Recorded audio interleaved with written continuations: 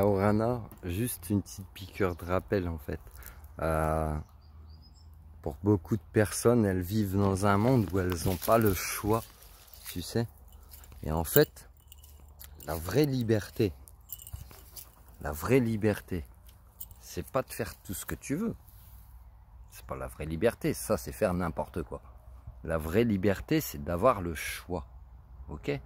Le choix de tes actes, de tes mouvements, de ta manière de vivre, etc.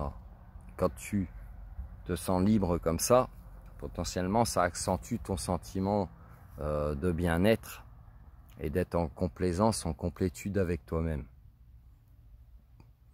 Donc, si dans ta vie tu penses n'être pas heureux, pose-toi la question déjà, qu'est-ce qui me rend heureux? Et ensuite, il t'appartient de faire le tri entre ce qui te rend malheureux, ce qui te rend heureux, et de mettre en place ces choses. Donc parfois tu pourras penser, mais je n'ai pas le choix. Tu as toujours le choix, puisque ce choix est ta liberté. Tu as peut-être juste certaines choses à mettre en place pour ton devenir, pour pouvoir accéder vraiment à cette liberté de choix, à cette vie à laquelle tu aspires, et peu importe tes aspirations. Mais tout ça, ça t'appartient. Il n'y a personne qui le fera à ta place si tu veux. Donc oui, il y a plusieurs chemins, comme on dit, tous les chemins mènent à Rome, ou au Rome, hein, frangin. Ouais, on s'est perdu en Martinique à un moment donné. T'as fini pirate, mec. Non mais allô, quoi. Et puis, et du coup, tu pourrais te perdre dans les chemins. Tu comprends? Tu pourrais te perdre, mais même s'il existe plusieurs chemins pour arriver au même but, c'est à toi d'accepter aussi que certains chemins seront plus ou moins longs. C'est à toi de comprendre aussi que, est-ce que tu as envie qu'il soit rapide? Donc essaye d'apprendre rapidement de tes expériences et de ne pas retourner dans des schémas répétitifs, dans des choses qui te font tourner en rond ou qui t'alourdissent. Ou quand je dis choses, c'est situations, entourage, etc.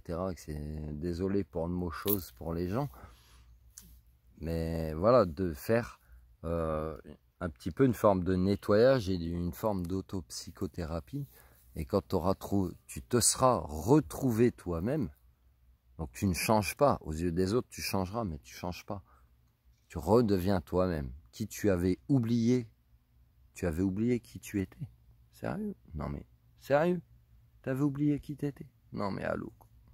Non mais, tu peux pas, c'est en toi. C'est en toi, à un moment donné, ça ressort. Donc tu redeviens qui tu as toujours été. C'est juste, c'était toi en fait, qui t'étais peut-être mis des masques, des protections, des boucliers. Tu avais peut-être peur de ta propre lumière. Peu importe.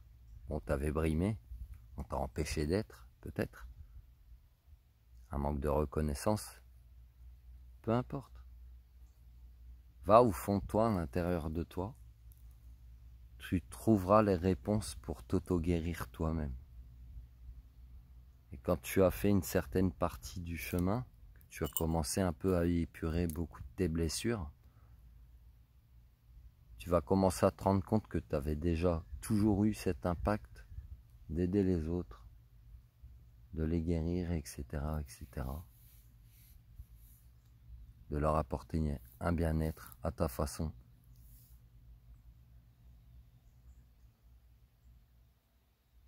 Fais chier, il m'a perdu encore. Ça va encore faire du montage, ça. Fais chier, hein, frangin. Merde.